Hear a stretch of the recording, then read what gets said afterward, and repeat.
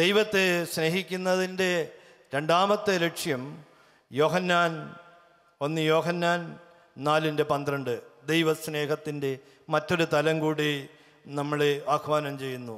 1 യോഹന്നാൻ 4:12 ദൈവത്തെ ആരും ഒരു നാളും കണ്ടിട്ടില്ല. നാം അന്യോന്യം സ്നേഹിക്കുന്നുവെങ്കിൽ ദൈവം നമ്മിൽ വസിക്കുന്നു. നാം അന്യോന്യം സ്നേഹിക്കുന്നുവെങ്കിൽ ദൈവം നമ്മെ വസിക്കുന്നു. ദൈവസ്നേഹത്തിന് മറ്റൊരു വശമുണ്ട്. ഞാനും എൻ്റെ ദൈവവും മാത്രമല്ല, എൻ്റെ ദൈവസ്നേഹത്തിൽ മറ്റു ചിലർ കൂടിയുണ്ട്. നമ്മുടെ സഹജീവികളുണ്ട്, നമ്മുടെ സഹപാഠികളുണ്ട്, അയൽവക്കംകാരുണ്ട്. നമ്മുടെ ആത്മീയതയിൽ, നമ്മുടെ ആത്മീയയുടെ പരിധിയിൽ ഞാനും ദൈവവും മാത്രമല്ല.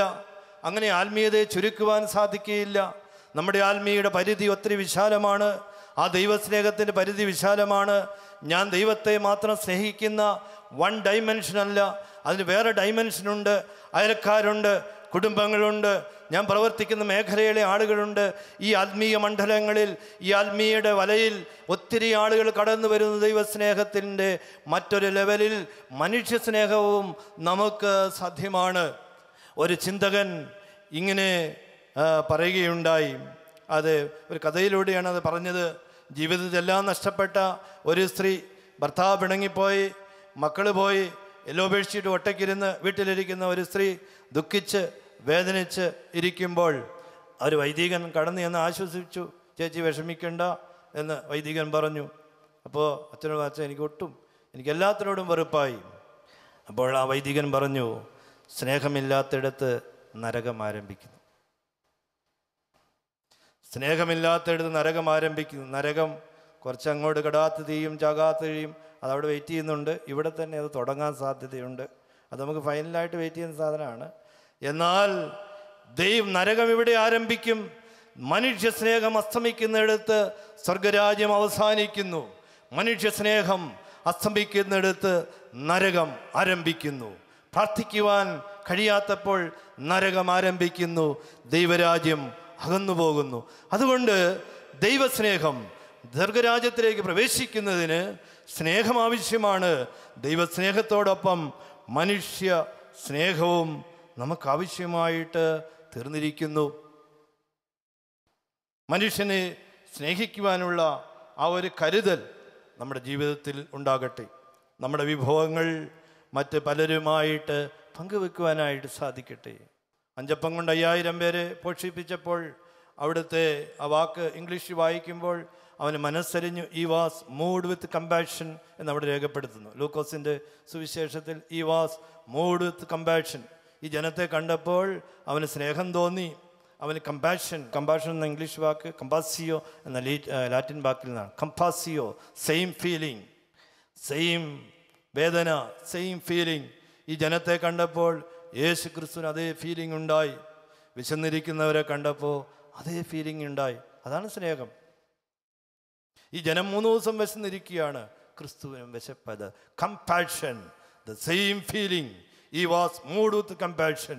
വാത്സല്യമുള്ളവരെ, മനുഷ്യനെ സ്നേഹിക്കുന്ന നമുക്ക് ഉണ്ടാകേണ്ടത് കമ്പാഷനാണ്, ദയയാണ്, സെയിം ഫീലിംഗ്.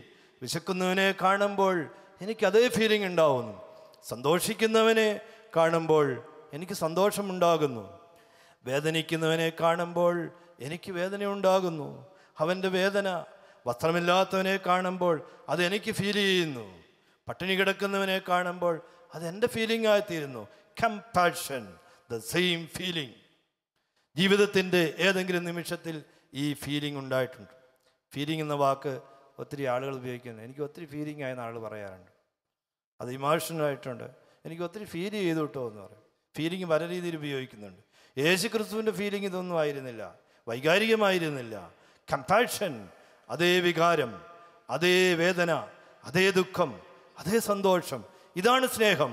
ദൈവരാജ്യത്തിലേക്ക് പ്രവേശിക്കുവാൻ ഖദീശന്മാർ, വിശുദ്ധന്മാർ അവർ ദൈവത്തെ സ്നേഹിച്ചു, മനുഷ്യരെ സ്നേഹിച്ചു. നമുക്ക് മനുഷ്യരെ സ്നേഹിക്കാനായിട്ട് സാധിക്കട്ടെ. നമ്മളുടെ വേദനകൾ മറ്റുള്ളവരുടെ വേദനകളിൽ പങ്കാളികളാവാൻ സാധിക്കട്ടെ. എന്നെ ഏറ്റവും ചിന്തിപ്പിച്ച ഒരു പ്രാർത്ഥനയുണ്ട്.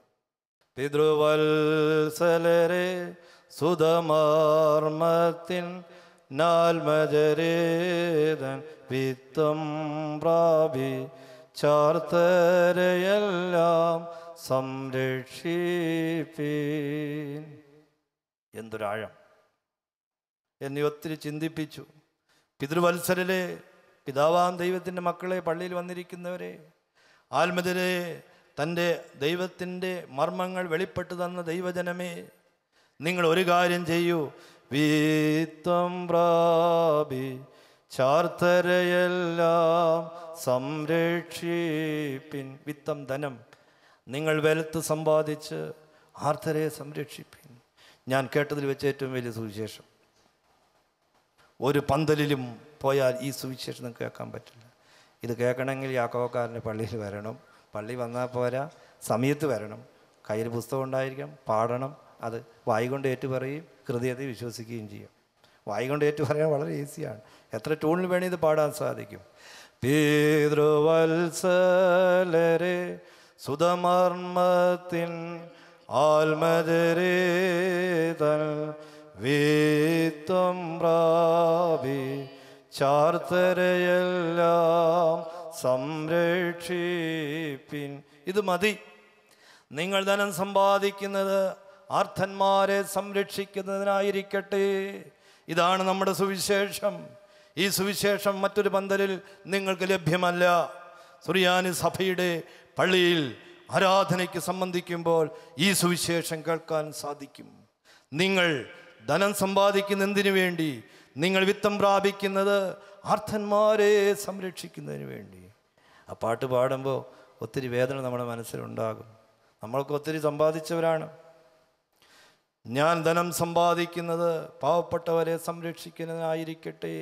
ഇതാണ് കമ്പാഷൻ, ഇതാണ് സ്നേഹം, ഇതാണ് ദൈവരാജ്യത്തിലേക്ക് നമ്മളെ പ്രവേശിക്കുന്നതിനുള്ള മാർഗമെന്ന് പറയുന്നത്. ഈ സ്നേഹം നമ്മൾക്കുണ്ടാകട്ടെ. ഒത്തിരി ധനം സമ്പാദിക്കുന്നവരാണ്. അതിന് ഈ ലോകത്ത് ഒത്തിരി സമ്പന്നതയും സമ്പൽ സമൃദ്ധിയും മനുഷ്യനുണ്ട്. പഴയ കാലങ്ങളെ അപേക്ഷിച്ച് ഒത്തിരി സമ്പൽ സമൃദ്ധിയുടേതായ കാലങ്ങളാണ്. 500-ൻ്റെയും 2000-ൻ്റെയും നോട്ടുകൾ നമ്മുടെ പോക്കറ്റിലുണ്ട്. അതിനൊന്നും ഒത്തിരി ബുദ്ധിമുട്ടുകളില്ല. ആളുകളുടെ കയ്യിൽ അത്യാവശ്യം പൈസയുണ്ട്, ചോദിച്ചാൽ തരും. അവർ വിത്തം പ്രാപിച്ച് ആർത്തരെ സംരക്ഷിക്കാൻ തയ്യാറാണ്. നമ്മുടെ ആളുകൾ തയ്യാറാണ്. അതുകൊണ്ട് വാത്സല്യമുള്ളവരെ, നിങ്ങൾ ധനം സമ്പാദിക്കുമ്പോൾ വിത്തം പ്രാപിച്ച് ആർത്തരയെല്ലാം സംരക്ഷിപ്പീൻ. മറ്റുള്ളവരെ സ്നേഹിക്കുന്നവർക്ക് ധനം കൈകളിലേക്ക് കമ്പാഷൻ കാണിക്കാനായിട്ട് സാധിക്കട്ടെ. പഴയ നിയമത്തിൽ ഏലിയ പ്രവാചകനെക്കുറിച്ചൊരു കഥയുണ്ട്. അത് പഴയ നിയമത്തിലില്ല, എക്സ്ട്രാ ബിബ്ലിക്കൽ സ്റ്റോറി ആയിട്ടുള്ള ഒരു കഥയാണ്. ഏലിയ പ്രവാചകൻ്റെ അടുത്ത് ഒരാൾ ചോദിച്ചു, സ്വർഗരാജ്യത്തിലേക്കുള്ള ഏറ്റവും വലിയ ഷോർട്ട് കട്ട് എന്തായിരിക്കും? യഹൂദന്മാരുടെ ഇടയിൽ ഉള്ള ഒരു കഥയാണ്. സ്വർഗരാജ്യത്തിലേക്കുള്ള ഏറ്റവും നല്ല ഷോർട്ട് കട്ട് ആരായിരിക്കും? ഏറ്റവും ആദ്യം സ്വർഗരാജ്യത്ത് പോകുന്നപ്പോൾ ഏലിയ പ്രവാചകൻ പറഞ്ഞു, ഇത് ബൈബിളിൽ ഇല്ല കേട്ടോ. ഏലിയ പ്രവാചകൻ പറഞ്ഞു, തടവറയിൽ കാവൽ നിൽക്കുന്ന പാറാവുകാരനായിരിക്കും. അതെന്താണ് അല്ലയോ പ്രവാചക എന്ന് ചോദിച്ചു. ഈ തടവറയിൽ ജയിലിൽ കാവൽ നിൽക്കുന്ന, ജയിലിനകത്ത് മഹാക്രൂരന്മാരും കൊന്നവരും പിടിച്ചുപറിക്കാരും ഒക്കെ കിടക്കുകയാണ്. അവരെ കാത്തു സൂക്ഷിക്കുക. അവരോട് എത്ര ദയയായിട്ടാണ് അവർ പെരുമാറുന്നത്. അവർ കുറ്റം ചെയ്തവർ, ക്രിമിനൽസ്, അവരെ കാത്തു സൂക്ഷിക്കുന്ന പാറാവുകാരൻ, ജയിലിൻ്റെ ആ ഉദ്യോഗസ്ഥൻ, അവനായിരിക്കും സ്വർഗരാജ്യത്തിൽ. എന്തെന്നാൽ അവനിൽ ദയയുണ്ട്. ഈ കുറ്റം ചെയ്തവരെ അവരെ കാത്തു സൂക്ഷിക്കുകയും അവരോട് സ്നേഹമായിട്ട് സംസാരിക്കുകയും അവരെ കാണുവാൻ വരുന്നവർക്ക് കാണാൻ അവസരം ഉണ്ടാക്കി ഒക്കെ ചെയ്യുന്നു. ഏലിയ പ്രവാചകൻ അങ്ങനെ പറയുന്നു. തടവറയിൽ കാരാഗ്രഹത്തിൽ പാറാവ് നിൽക്കുന്നവനാണ് സ്വർഗരാജ്യത്തിലേക്ക് ഏറ്റവും എളുപ്പം പോകാൻ സാധ്യതയുള്ളത്. എന്തെന്നാൽ കരുണ കാണിക്കുന്നവർ, ദൈവസ്നേഹം വാക്കുകളിൽ, സംസാരത്തിൽ, നോട്ടത്തിൽ പാലിക്കപ്പെടുവാനായിട്ട് സാധിക്കട്ടെ. ഞാൻ വേഗത്തിൽ കടന്നു പോകുന്നു. ദൈവരാജ്യം അന്വേഷിക്കുന്നവർ, രണ്ടാമത് ദൈവത്തെ സ്നേഹിക്കുന്നവരായിരിക്കണം. അങ്ങനെയുള്ളവർക്ക് ദൈവരാജ്യം ഒരുക്കിയിട്ടുണ്ട്. വിവാഹ ശുശ്രൂഷയിൽ ഇത് പാടുന്നുണ്ട്. സ്നേഹിതരോടൊത്താനന്ദിപ്പാൻ മേൽമണവറയവനുണ്ടാക്കി. അവിടെ മണവറയുണ്ടാക്കിയത്, സ്വർഗരാജ്യമുണ്ടാക്കിയത് ഇവരോടുകൂടെ ആനന്ദിപ്പാനാണ്. സ്നേഹിതരോട്, എന്നെ സ്നേഹിച്ചവരോട്. സ്നേഹിതരോടൊത്താനന്ദിപ്പാൻ താനന്ദിപ്പാൻ മേൽമണവറയവനുണ്ടാക്കി. എൻ മണവാളനയതിനുള്ളിൽ സ്തുതി ചെയ്യുന്നോൾ ഞാൻ ധന്യൻ. ആ സ്വർഗരാജ്യം ഒരുക്കിയിരിക്കുന്നത് സ്നേഹിക്കുന്നവർക്ക് വേണ്ടിയാണ്. ആകയാൽ മുന്നമേ അവൻ്റെ രാജ്യവും അന്വേഷിക്കുന്നവർ രണ്ടാമത് ചെയ്യേണ്ടത് അത് ദൈവസ്നേഹം.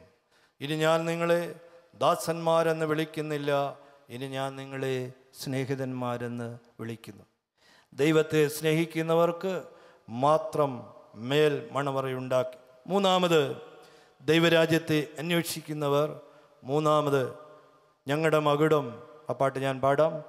ഞങ്ങളുടെ മകുടം എന്നും നിലനിൽക്കും, മശിഹാ സ്വർഗത്തെ പ്രതിഫലമായി ഞങ്ങൾക്കേകും.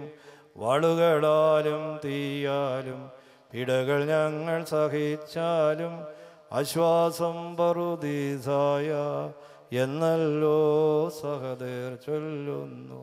ദൈവരാജ്യം മൂന്നാമത് അന്വേഷിക്കുന്നവർ, പീഡകൾ സഹിച്ചവർ. അതുകൊണ്ട് വിശുദ്ധന്മാര് അവരെ ഓർക്കുന്നതും ആ പശ്ചാത്തലത്തിലാണ്. ഞാൻ ആദ്യം പറഞ്ഞത് ദൈവരാജ്യം ഒരുക്കിയിരിക്കുന്നു. എന്തൊരുറപ്പാണ്!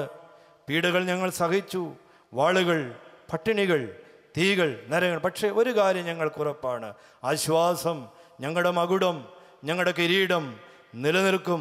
സ്വർഗരാജ്യം ഞങ്ങൾക്ക് ഉറപ്പുണ്ട്, പറുദീസ ഞങ്ങൾക്കൊരുക്കിയിരിക്കുന്നു. ഇങ്ങനെ പറയണമെങ്കിൽ യേശുക്രിസ്തുവിന് വേണ്ടി പീഡകൾ സഹിച്ചവർ, ത്യാഗം സഹിച്ചവർക്ക് മാത്രമേ പറുദീസ ദൈവരാജ്യം ഒരുക്കിയിട്ടുള്ളൂ. ദൈവരാജ്യം അന്വേഷിക്കുവാനായി കടന്നു വന്ന ദൈവജനമേ, എനിക്ക് ക്രിസ്തുവിന് വേണ്ടി ജീവിക്കുവാൻ, യേശു ക്രിസ്തുവിന് വേണ്ടി എന്തെങ്കിലും ഒരു ത്യാഗം സഹിക്കുവാനായിട്ട് സന്നദ്ധമാകുക. വാഹനങ്ങളില്ലെങ്കിലും സുവിശേഷ യോഗത്തിന് വരിക, കാറില്ലെങ്കിലും സുവിശേഷ യോഗത്തിന് വരിക, ബസ്സില്ലെങ്കിലും സുവിശേഷ യോഗത്തിന് വരിക, ഭക്ഷണമില്ല എങ്കിലും സുവിശേഷ യോഗത്തിന് വരിക, പള്ളിയിൽ നടന്നു പോകാൻ ദൂരമുള്ളൂ എങ്കിലും സുവിശേഷത്തിന് വരിക. ക്രിസ്തുവിന് വേണ്ടി എന്തെങ്കിലും ത്യാഗം സഹിക്കുന്നവർ, പീഡകൾ ഞങ്ങൾ സഹിച്ചു, ജീവൻ മറ്റു, പക്ഷെ ഞങ്ങൾക്ക് ഉറപ്പുണ്ട് ദൈവരാജ്യം ഞങ്ങൾക്കൊരുക്കിയിരിക്കുന്നു. ടിക്കറ്റ് അവർക്ക് കിട്ടിയിരിക്കുന്നു. ഇവർക്കാണ് ടിക്കറ്റ് കിട്ടിയിരിക്കുന്നത്. നിങ്ങൾ ഇന്ന് ക്രിസ്തുവിന് വേണ്ടി ത്യാഗം സഹിക്കുന്നുവെങ്കിൽ, എന്തെങ്കിലും വേദനകൾ നിങ്ങൾ സഹിക്കുന്നുവെങ്കിൽ, വാത്സല്യമുള്ള യേശു ക്രിസ്തുവിനെ അന്വേഷിക്കുമ്പോൾ, ദൈവരാജ്യം അന്വേഷിക്കുമ്പോൾ ഒത്തിരി ത്യാഗങ്ങൾ നമ്മുടെ ജീവിതത്തിൽ അനിവാര്യമാണ്. ഒത്തിരി വേദനകൾ, പ്രയാസങ്ങൾ, ദുഃഖങ്ങൾ. ഇന്നലെ ഞാൻ കൺവെൻഷൻ കഴിഞ്ഞ് പോകുമ്പോൾ ഒരു സഹോദരൻ എൻ്റെ സഹോദരിക്ക് ബ്ലഡ് ക്യാൻസറായിട്ട് ഐഡൻറ്റിഫൈ ചെയ്തു, പ്രാർത്ഥിക്കണമേ എന്ന് പറഞ്ഞു. ഒത്തിരി ത്യാഗങ്ങൾ, വേദനകൾ, ദുഃഖങ്ങൾ. അതാണ് ഒരു പണ്ഡിതൻ ഇങ്ങനെ പറയുന്നു, പെയിൻ ഈസ് ഗോഡ്സ് മെഗാഫോൺ. ലോകം കണ്ടതിൽ വെച്ച് ഏറ്റവും വലിയ megaphone. Pain is God's megaphone. നിങ്ങൾക്ക് ലഭിക്കുന്ന വേദനകൾ ദൈവത്തിൻ്റെ മെഗാഫോണാണ്, ദൈവത്തിൻ്റെ വെളിപ്പെടുത്തലുകളാണ്, ദൈവത്തിൻ്റെ അറിയിപ്പുകളാണ്. ഉറങ്ങുന്ന മനുഷ്യനെ ഉണർത്തുവാനുള്ള ഓരോ മെഗാഫോണുകൾ, മുന്നറിയിപ്പുകൾ ആണ്, റിംഗ് ടോണുകളാണ് പെയിനുകൾ, വേദനകൾ. നമ്മുടെ ജീവിതത്തിലെ വേദനകൾ ദൈവത്തോട് കൂടുതൽ അടുക്കുന്നതിന്, ദൈവത്തോട് കൂടുതൽ സമീപിക്കുന്നതിന് ത്യാഗം അനുഭവിച്ച സഹോദരന്മാരെ പോലെ പീഡകൾ ഞങ്ങൾ സഹിച്ചാലും ദൈവത്തോട് ചേർന്ന് നിൽക്കുവാനായിട്ട് സാധിക്കട്ടെ. ലൂക്കോസിൻ്റെ സുവിശേഷം 22-ാം അധ്യായം 28-29 വാക്യങ്ങൾ. ലൂക്കോസിൻ്റെ സുവിശേഷം 22-ാം അധ്യായം 28-29 വാക്യങ്ങൾ. നിങ്ങളാകുന്നു എൻ്റെ പരീക്ഷകളിൽ എന്നോടുകൂടെ നിലനിന്നവർ. എൻ്റെ പിതാവ് എനിക്ക് രാജ്യം നിയമിച്ചു തന്നതുപോലെ ഞാൻ നിങ്ങൾക്കും നിയമിച്ച് തരും. എൻ്റെ പിതാവ് രാജ്യം നിയമിച്ചു തരും നിങ്ങൾക്കാണ്. അതിൻ്റെ കണ്ടീഷൻ ഇതാണ്, നിങ്ങൾ എൻ്റെ പരീക്ഷയിൽ കൂടെ നിന്നു. ദൈവം രാജ്യം കൊടുക്കുന്നു, ദൈവരാജ്യം കൊടുക്കുന്നത് ഞങ്ങൾക്കല്ലോ പറുദീസ എന്ന് സഹോദരന്മാർ പറഞ്ഞു. ഈ മകുടം, ഈ കിരീടം ഞങ്ങൾ നഷ്ടപ്പെടുത്തുകയില്ല. ഞങ്ങൾക്കൊരു ഉറപ്പുണ്ട്, ഞങ്ങൾക്ക് പറുദീസായുണ്ട്. യേശു ക്രിസ്തു ലൂക്കോസിൻ്റെ സുവിശേഷം 22-ാം അധ്യായം 28-ാം വാക്യത്തിൽ നിങ്ങൾക്ക് ദൈവരാജ്യം ഞാൻ തരും. അതിൻ്റെ ഒരു കണ്ടീഷൻ, നിങ്ങൾ പരീക്ഷണങ്ങളിൽ എൻ്റെ കൂടെ ഉണ്ടായിരുന്നു, എന്നെ ഇട്ടിട്ട് പോയില്ല, ഞാൻ വേദനിച്ചപ്പോൾ നിങ്ങൾ എന്നെ തള്ളിപ്പറഞ്ഞില്ല. എൻ്റെ കൂടെ എൻ്റെ ക്രൂശീകരണത്തിൻ്റെ നിമിഷങ്ങളിലും അവരെൻ്റെ കൂടെ ഉണ്ടായിരുന്നു. നിങ്ങൾ എൻ്റെ പരീക്ഷയിൽ കൂടെ നിന്നതുകൊണ്ട്, എൻ്റെ വേദനയിൽ, എൻ്റെ സഹനത്തിൽ, എൻ്റെ കഷ്ടപ്പാടുകളിൽ നിങ്ങൾ കൂടെ ഇരുന്നതുകൊണ്ട് രാജ്യം നിങ്ങൾക്കായി തരുന്നു. അനുഗ്രഹിക്കപ്പെട്ട ദൈവജനമേ, യേശു ക്രിസ്തുവിലൂടെ ദൈവരാജ്യത്തിലേക്ക് പ്രവേശിപ്പാൻ, ദൈവരാജ്യം അന്വേഷിക്കുവാനായി ആഗ്രഹിക്കുന്നവരെ, വേദനകൾ, ത്യാഗങ്ങൾ, പരീക്ഷണങ്ങളിൽ തളർന്നു പോകാതെ മുന്നോട്ട് പോകുന്നവർക്ക് ദൈവരാജ്യം ഒരുക്കിയിരിക്കുന്നു എന്നുള്ളതിന് യാതൊരു സംശയമില്ല. അപ്പോസ്തല പ്രവൃത്തി 14-ാം അധ്യായം 22-ാം വാക്യത്തിൽ പൗലോസ് അപ്പോസ്തലൻ വീണ്ടും ആവർത്തിച്ച് പറയുന്ന അപ്പോസ്തല പ്രവൃത്തി 14:22, വിശ്വാസത്തിൽ നിലനിൽക്കണമെന്നും നാം അനേക കഷ്ടങ്ങളിൽ കൂടി ദൈവരാജ്യത്തിൽ കടക്കേണ്ടതാകുന്നു എന്നും പ്രബോധിപ്പിച്ച് ശിഷ്യന്മാരുടെ മനസ്സ് വിശ്വാസത്തിൽ നിലനിൽക്കണമെന്നും നാം അനേകം കഷ്ടതകളിലൂടെ ദൈവരാജ്യത്തിലേക്ക് പ്രവേശിക്കണമെന്നും അവൻ പ്രബോധിപ്പിച്ചു. ഇത് പ്രബോധിപ്പിക്കുന്നത് അന്ത്യോക്യയിലെ ദെബായിൽ വെച്ചാണ്. അന്ത്യോക്യയിലും ഇക്കോന്യയിലും പൗലോസ്ലീഹായെ കല്ലെറിഞ്ഞു സുവിശേഷം പറഞ്ഞപ്പോൾ. എൻ്റെ കോണ്ടെക്സ്റ്റ് അതാണ്.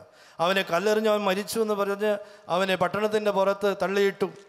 കൂടുതൽ ശിഷ്യന്മാർ അവനെ എടുത്തുകൊണ്ട് പോയി. ആശുപത്രി കൊണ്ടുപോയെന്നറിയില്ല. തുടർന്ന് അവൻ ഇക്കോന്യയിലെ ദെബായിലേക്ക് പോയി. അന്ത്യോക്യയിലെ ഇക്കോന്യയിൽ നിന്നും വീണ്ടും ദെബായിലേക്ക് പോയി. ദെബായിൽ ചെന്നപ്പോൾ അവൻ പ്രസംഗിച്ചതാണ്, അനേകം കഷ്ടതയിലൂടെ ദൈവരാജ്യത്തിലേക്ക് പ്രവേശിക്കണം. വാത്സല്യമുള്ളവരെ, നിങ്ങൾ സുവിശേഷത്തിൻ്റെ വേദികളിൽ, പള്ളികളിൽ ആരാധനയുള്ളപ്പോൾ നിസാര കാര്യങ്ങൾക്ക് വീട്ടിലിരിക്കരുത്. കഷ്ടതകളിലൂടെ കല്ലെറിഞ്ഞപ്പോഴും പൗലോസ് അപ്പോസ്തലൻ അന്ത്യോക്യയിൽ കല്ലെറിയപ്പെട്ടപ്പോൾ, ഇക്കോന്യയിൽ കല്ലെറിയപ്പെട്ടപ്പോൾ അവൻ ദെബയിലേക്ക് പോയി. ഒരു പട്ടണത്തിൽ നിങ്ങളെ പീഡിപ്പിക്കുമ്പോൾ മറ്റൊന്നിലേക്ക് നിങ്ങൾ ഓടിപ്പോകുവീൻ. അതിപ്പോൾ മധ്യദേശത്ത് മിഡിൽ ഈസ്റ്റിൽ സംഭവിക്കുന്നു. ഒരു പട്ടണത്തിൽ നിങ്ങളെ ഓടിക്കുമ്പോൾ, ഭീകരമായ ആക്രമണം ഉണ്ടാകുമ്പോൾ മറ്റൊന്നിലേക്ക് നിങ്ങൾ ഓടിപ്പോകുവിൻ. പൗലോസ് അപ്പോസ്തലൻ ഓടി. അവൻ ഓടിയിട്ട് അവിടെ വെറുതെ ഇരുന്നില്ല, അവിടെ അവൻ ത്യാഗം സഹിച്ചു. ഏറുകൊണ്ട് ബോധം കെട്ടവനെ പൗലോസിന്റെ ശിഷ്യന്മാർ എടുത്തുകൊണ്ടുപോയി. ഒരുപക്ഷെ മുറിവണങ്ങുന്നതിന് മുമ്പേ ആയിരിക്കണം ഇക്കോന്യയിൽ ദെബയിലേക്ക് പോയത്. എന്താണെങ്കിലും മടികൂടാതെയുള്ള സുവിശേഷം. വാത്സല്യമുള്ളവരെ, ത്യാഗങ്ങൾ സഹിക്കാൻ സന്നദ്ധമാകട്ടെ. കുറച്ച് നാൾ മുമ്പ്, കഴിഞ്ഞ 9 വർഷം ഭവനത്തിന് പോയപ്പോൾ പ്രായമുള്ള ഒരു 90 വയസ്സുണ്ട്. വല്യപ്പനെ കണ്ട് സുഖമാണെന്ന് ചോദിച്ചു. സുഖമാണ് തിരുമേനി, എനിക്കൊരു വിഷമമുള്ളൂ, 2 കണ്ണീന്നും കണ്ണീരും, പള്ളിയിൽ പോകാൻ പറ്റണില്ലല്ലോ എന്നൊരു വിഷമം. ആ വല്യപ്പൻ്റെ കണ്ണീര് വന്നു. വല്യപ്പൻ്റെ ദുഃഖം, മക്കളൊക്കെ നല്ല കാശുള്ള മക്കളാണ്, അവർ നോക്കുന്നുണ്ട്. ചേട്ടനും മമ്മൂ നല്ല മക്കൾ അടുത്തടുത്ത് തന്നെയാണ് താമസിക്കുന്നത്. നല്ല വെള്ളം ഉടുപ്പൊക്കെ ഭംഗിയായിട്ട് വല്യപ്പനെ കുളിപ്പിച്ച് ഭംഗിയായിട്ട് നോക്കുന്നുണ്ട്. പക്ഷെ വല്യപ്പന് സന്തോഷമില്ല. വല്യപ്പൻ്റെ ദുഃഖം ഇതാണ്, പള്ളിയിൽ പോകാൻ പറ്റുന്നില്ല. ഇപ്പോൾ നമുക്ക് ആരോഗ്യമുള്ളപ്പോൾ പള്ളിയിൽ പോകാൻ സാധിക്കട്ടെ. ത്യാഗം സഹിക്കാൻ ആരോഗ്യമുള്ളപ്പോൾ, ദൈവമായുസ്സും ആരോഗ്യവും വാഹനങ്ങളും സാധ്യതകളും നമുക്ക് നൽകിയപ്പോൾ പള്ളികളിൽ നിന്നും സുവിശേഷ യോഗങ്ങളിൽ നിന്നും ആരാധനകൾ നമ്മൾ വിട്ടു നിൽക്കാൻ പാടില്ല. ക്രിസ്തുവിന് വേണ്ടി ത്യാഗം സഹിക്കുന്നവരാണ് ദൈവരാജ്യത്തിലേക്ക് പ്രവേശിക്കുന്നത്. വീണ്ടും മൂന്നാമത്, ദൈവരാജ്യത്തിലേക്ക് പ്രവേശിക്കുന്നവർ, ദൈവരാജ്യം അന്വേഷിക്കുന്നവർ കൈക്കൊള്ളുവോർ കൊക്കയേഴും ഭാഗ്യമേതെന്നറിയിച്ചു സ്വർഗമഹാരാജ്യം. സമയക്കുറവുകൊണ്ട് പാട്ട് മുഴുവൻ പാടുന്നില്ല. അനേകം പ്രാവശ്യം പാടിയിട്ടുള്ള ഞങ്ങളീ പാട്ട്, ചെറുപ്പം മുതലേ പാടിയിട്ടുള്ള പാട്ടാണ്. കൈക്കൊള്ളുന്നവർക്കൊക്കെയും അവനെ സ്വീകരിക്കുന്നവരെല്ലാവർക്കും സ്വർഗമഹാരാജ്യം. സുവിശേഷം ജാതികളുടെ ഭൂമിയിലെ ശേഷം ദൈവത്താൽ പ്രേരിതനായ ശ്ലീഹന്മാർ ഭൂതലമങ്ങൾ പോയി ജാതികളുടെ ഇടയിൽ സുവിശേഷം അറിയിച്ചു. ഭാഗ്യം അവനെ കൈക്കൊള്ളുന്നവർക്കൊക്കെയും സ്വർഗമഹാരാജ്യം. വായനയ്ക്ക് മുമ്പ് വായിക്കുന്ന പള്ളിയിൽ വായിക്കുന്നതാണ് പാട്ട്. യേശു ക്രിസ്തുവിൻ്റെ സുവിശേഷം കൈക്കൊള്ളുന്നവർക്കാണ് സ്വർഗരാജ്യത്തിൻ്റെ സാധ്യതകളുള്ളത്.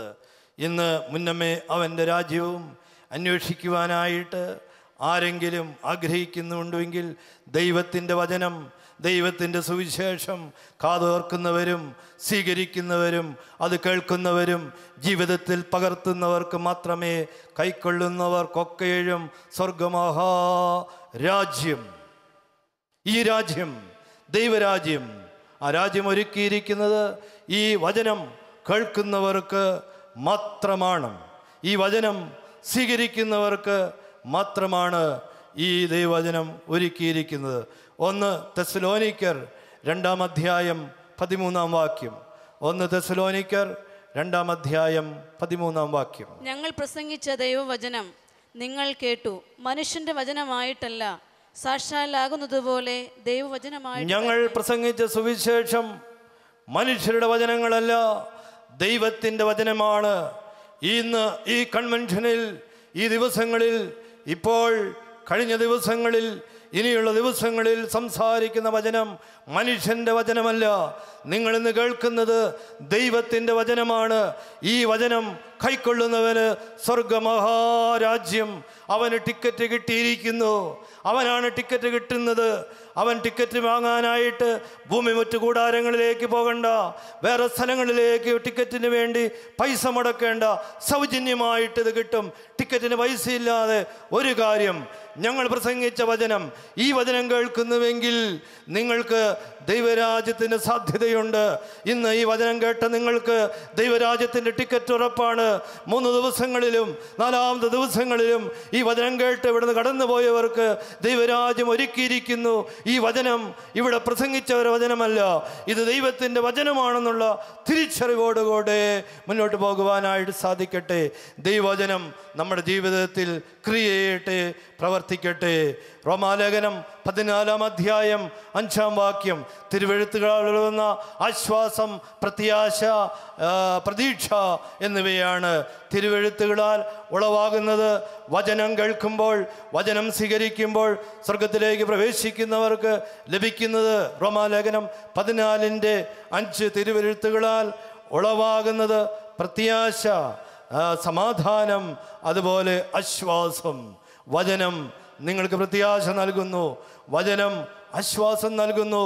മരണത്തിന്, ആത്മഹത്യക്കായി ഒരുങ്ങി നിൽക്കുന്നവർക്ക് വചനം പ്രത്യാശ നൽകുന്നു. സുവിശേഷ യോഗങ്ങൾ, വചനങ്ങൾ അവനിൽ മാറ്റം വരുത്തുന്നു. വചനം, തിരുവെഴുത്തുകൾ പ്രത്യാശ നൽകുന്നു, പ്രതീക്ഷകൾ നൽകുന്നു. ജീവിതം അവസാനിക്കുന്നവർക്ക് ഒത്തിരി പ്രതീക്ഷകൾ നൽകുന്നു. വാത്സല്യമുള്ളവൻ എൻ്റെ വാക്കുകൾ ഉപസംഹരിക്കുകയാണ്. ദൈവരാജ്യത്തെ അന്വേഷിക്കുന്നവർ, മുമ്പേ അവൻ്റെ രാജ്യവും നീതിയും അന്വേഷിക്കുന്നവർക്ക് ദൈവരാജ്യത്തിലേക്ക് പ്രവേശിക്കുന്നതിന് ദൈവവചനത്തിൻ്റെ സ്വീകാര്യം ഏറ്റവും അനിവാര്യമായിരിക്കുന്നു. 4 കാര്യങ്ങൾ സമയത്തിൻ്റെ പരിധിയിൽ നിന്നുകൊണ്ട് നിങ്ങളെ ഞാൻ ഓർപ്പിച്ചു. നമ്മുടെ ആരാധന ഞാൻ ഓർപ്പിച്ചുവല്ലോ. മനസ്സാന്തരപ്പെടുന്നത്, അനുദപിക്കുന്നത് കൺവെൻഷൻ പന്തലുകളിലല്ല, അവിടെയും ആവാം. അനുദപിക്കുവാൻ ഒത്തിരി സാധ്യതകൾ. യാമപ്രാർത്ഥനകൾ അനുതാപത്തിൻ്റെ പ്രാർത്ഥനകളാണ്. ഓരോ യാമപ്രാർത്ഥനയ്ക്ക് മുട്ടുകൊടുത്തുമ്പോൾ സുറിയാനി സഭ നിന്നെ അനുതാപത്തിലേക്ക് ക്ഷണിക്കുന്നു, നിന്നെ അനുതാപത്തിലേക്ക് ക്ഷണിക്കുന്നു. പലരും കൺവെൻഷൻ പന്തലിലാണ് സാക്ഷ്യം പറയുന്നത്. നമുക്ക് സാക്ഷ്യം പറയുന്ന യാമപ്രാർത്ഥനകളിലാണ്. അനുതാപത്തിൻ്റെ വാതിൽ തുറന്നിരിക്കുന്നു. ഈ ആരാധന നമ്മുടെ 4 കാര്യങ്ങളിലേക്ക് ദൈവരാജ്യം പ്രവേശിക്കുന്നവർ, ദൈവരാജ്യം അന്വേഷിക്കുന്നവർ, അവനെ ഏറ്റുപറയുന്നവർ, വാക്കുകൾ കൊണ്ട്, വചനങ്ങൾ കൊണ്ട്, മാധ്യമങ്ങൾ കൊണ്ട്, ലഭ്യമാകുന്ന എല്ലാ സാഹചര്യങ്ങൾ കൊണ്ടും ദൈവത്തെ ഏറ്റുപറയുന്നവർ, അവർക്ക് ദൈവരാജ്യം ഒരുക്കിയിരിക്കുന്നു. കുടുംബം ദൈവരാജ്യത്തിൻ്റെ. ഒറിഗൻ, സഭാപിതാവായ ഒറിഗൻ പറയുന്നത് ഇങ്ങനെയാണ്: kingdom of God reigns in your heart. സഭാപിതാവായ മറ്റെല്ലാ പിതാക്കന്മാരിൽ നിന്നും വ്യത്യസ്തമായിട്ട് ദൈവരാജ്യത്തെ വ്യാഖ്യാനിക്കുന്ന ഒറിഗനാണ്. ഒറിഗൻ പറയുന്നത് ഇങ്ങനെയാണ്: ദൈവരാജ്യം യുഗാന്തത്തിലല്ല, ദൈവരാജ്യം നിങ്ങളുടെ ഹൃദയത്തിലുണ്ട്, നിങ്ങളുടെ വീട്ടിലുണ്ട്. ആ ദൈവരാജ്യം നിങ്ങൾ സ്വീകരിക്കുവാൻ ക്രിസ്തുവിനെ ഏറ്റുപറയുക. ആരോഗ്യമുള്ളപ്പോൾ. 2ാമത്, ദൈവരാജ്യം പ്രവേശിക്കുന്നവർ ക്രിസ്തുവിനെ സ്നേഹിക്കുന്നവർ. ക്രിസ്തുവിനെ മാത്രമല്ല, ഞാനും ദൈവവും മാത്രമല്ല, ഒരു സമൂഹത്തെ മൊത്തമായി സ്നേഹിക്കുന്നവർ, കരുണ തോന്നുന്നവർ, വിത്തം പ്രാപിച്ച് ആർത്തരെ സംരക്ഷിക്കുന്നവർ, പിതൃവത്സരെ, സുതമർമ്മത്തിനാത്മജരെ, നിങ്ങൾ പൈസ ഉണ്ടാക്കിയതും നേടിയതും ആർത്തന്മാരെ സംരക്ഷിക്കുവാൻ ആയിരിക്കട്ടെ. 3, ത്യാഗം സഹിക്കുന്നവർ, അവർക്ക് ദൈവരാജ്യം ഒരുക്കിയിരിക്കുന്നു. 4, ദൈവവചനം കേൾക്കുന്നവർ, ദൈവത്തെ അന്വേഷിക്കുക, അവർക്ക് സ്വർഗമഹാരാജ്യം, ആ രാജ്യം ഒരുക്കിയിരിക്കുന്നു. ഈ ശുശ്രൂഷ മുഖാന്തരമായിട്ട് ദൈവം നമ്മെ ഒരുക്കട്ടെ. തലയുടെ വണക്കി പ്രാർത്ഥിക്കാം. കാരുണ്യവാനും സ്വർഗസ്ഥനുമായ ദൈവം തമ്പുരാനെ, ഞങ്ങളെ കേൾപ്പിച്ച വചനങ്ങളെ പ്രതി ഞങ്ങൾ നിന്നെ സ്തുതിക്കുന്നു. മുമ്പേ അവൻ്റെ രാജ്യവും നീതിയും അന്വേഷിക്കുവാനായി ഈ ദിവസങ്ങൾ ഞങ്ങൾ സംസാരിച്ച വിവിധ വചനങ്ങളെ ഞങ്ങൾ സ്തുതിക്കുന്നു. കർത്താവേ, ഞങ്ങളുടെ ജീവിത സാഹചര്യങ്ങളിൽ നിന്നെ ഏറ്റുപറയുന്നവരും നിന്നെ സാക്ഷിക്കുന്നവരുമായി തീരുവാൻ ഞങ്ങളെ ഒരുക്കണമേ എന്ന് പ്രാർത്ഥിക്കുന്നു. കഴിഞ്ഞ കാലം ഞങ്ങളുടെ ജീവിതത്തിൽ നിനക്ക് സാക്ഷ്യമല്ലാത്തതായ എന്തെങ്കിലും മോശമായ കാര്യങ്ങൾ, നിനക്ക് വേദന ഉണ്ടാക്കുന്ന, നിന്നെ ഏറ്റുപറയാത്ത ഏതെങ്കിലും സാഹചര്യങ്ങൾ ഞങ്ങളുടെ ജീവിതത്തിലുണ്ടെങ്കിൽ കർത്താവേ, അങ്ങ് ഏറ്റുപറയുവാൻ തക്കവണ്ണം ഞങ്ങളെ ഒരുക്കണമേ എന്ന് പ്രാർത്ഥിക്കുന്നു. ഞങ്ങളുടെ കുടുംബങ്ങളെ ഞങ്ങൾ സമർപ്പിക്കുന്നു. ഞങ്ങളുടെ മക്കളെ, മാതാപിതാക്കളെ, ഞങ്ങളുടെ കുടുംബത്തോടുകൂടെ നിന്നെ സാക്ഷീകരിക്കുവാനായി ഒറിഗൻ പറഞ്ഞതുപോലെ ദൈവരാജ്യം നിങ്ങളുടെ കുടുംബങ്ങളിലാണെന്ന് സഭാപിതാവായ ഒറിഗൻ പറഞ്ഞതുപോലെ ദൈവരാജ്യം ഞങ്ങളുടെ കുടുംബമായി തീരുവാൻ, കുടുംബത്തോടുകൂടെ സാക്ഷീകരിക്കുവാൻ, കുടുംബത്തോടുകൂടെ ആരാധിക്കുവാൻ, കുടുംബത്തോടുകൂടെ കൺവെൻഷന് വരുവാൻ, കുടുംബത്തോടുകൂടെ പള്ളിയിൽ വരുവാൻ ഞങ്ങൾക്ക് സാധിക്കണമേ എന്ന് പ്രാർത്ഥിക്കുന്നു. കുടുംബങ്ങളുടെ പ്രശ്നങ്ങളും പ്രതിസന്ധികളും വേദനകളും ദുഃഖങ്ങളും നിൻ്റെ ദുരിതത്തിലായി സമർപ്പിക്കുന്ന കർത്താവേ, അങ്ങയെ ഞങ്ങൾ സ്നേഹിക്കുന്നതിനായി ഈ ലോകത്തിൻ്റെ ഭൗതികതയേക്കാൾ, ഈ ലോകത്തിൻ്റെ സമ്പത്തേക്കാൾ അങ്ങയെ ജീവിതത്തിൽ പ്രമുഖ സ്ഥാനമായി സ്നേഹിക്കുന്നതിന് വേണ്ടി മാത്രം ഞാനില്ലായപ്പോൾ നീ എന്നെ സ്നേഹിച്ചുവെങ്കിൽ, ഞാനുള്ളപ്പോൾ നീ കരുതുന്ന കർത്താവേ, അങ്ങയെ എൻ്റെ ജീവിതം സ്നേഹിക്കുവാൻ തക്കണം ഒരുക്കണമേ. എൻ്റെ ജീവിതത്തിൽ അങ്ങയേക്കാൾ പലതുമായി ഞാൻ സ്നേഹിച്ചിട്ടുണ്ടല്ലോ, മറ്റ് പതിലേക്ക് ഞാൻ വേറിട്ട് പോയിട്ടുണ്ടല്ലോ കർത്താവേ. ആ സ്നേഹത്തിൽ നിന്ന് തിരിച്ചു വരുവാൻ തക്കവണ്ണം, നിന്നിലേക്ക് തിരിച്ചു വരുവാൻ ഞങ്ങളെ ഒരുക്കണമേ എന്ന് പ്രാർത്ഥിക്കുന്നു. ജീവിതത്തിൽ അങ്ങേക്ക് വേണ്ടി ഒത്തിരി ത്യാഗം സഹിക്കുവാൻ സന്നദ്ധമാകണമേ. വേദനകളെ സന്തോഷങ്ങളായി തീർക്കുവാൻ തക്കവണ്ണം ദൈവം നൽകുന്ന മെഗാഫോൺ, ദൈവം ഓർപ്പിക്കുന്ന വാണിങ്ങുകളായി ഓരോ വേദനകൾ ഉൾക്കൊണ്ടുകൊണ്ട് ദൈവത്തിലേക്ക് ചേർന്ന് വരുവാൻ ഞങ്ങളുടെ വേദനകൾ ഞങ്ങളെ ഉണർത്തണമേ എന്ന് പ്രാർത്ഥിക്കുന്നു. കർത്താവേ, അങ്ങയുടെ വചനം സ്വീകരിക്കുകയും ജീവിതത്തിൽ പാലിക്കപ്പെടുവാനുള്ള അവസരങ്ങൾ ഞങ്ങളിലേക്ക് ഓരോരുത്തർ തരുകണമേ എന്ന് പ്രാർത്ഥിക്കുന്നു. കടന്നു വന്ന് ഞങ്ങളെ ഒക്കെയും അനുഗ്രഹിക്കണമേ. നിറഞ്ഞ മനസ്സോടുകൂടെ പോകുവാൻ അവിടുന്ന് അനുഗ്രഹിക്കണമേ എന്ന് പ്രാർത്ഥിക്കുന്നു. കൃപകൾക്ക് വേണ്ടി നിന്നെ സ്തുതിക്കുന്നു. പിതാവിൻ്റെയും പുത്രൻ്റെയും പരിശുദ്ധ റൂഹായുടെ നാമത്തിൽ തന്നെ ആമേൻ. അവന്റെ രാജ്യവും നീതിയും അന്വേഷിപ്പിൻ, ശേഷം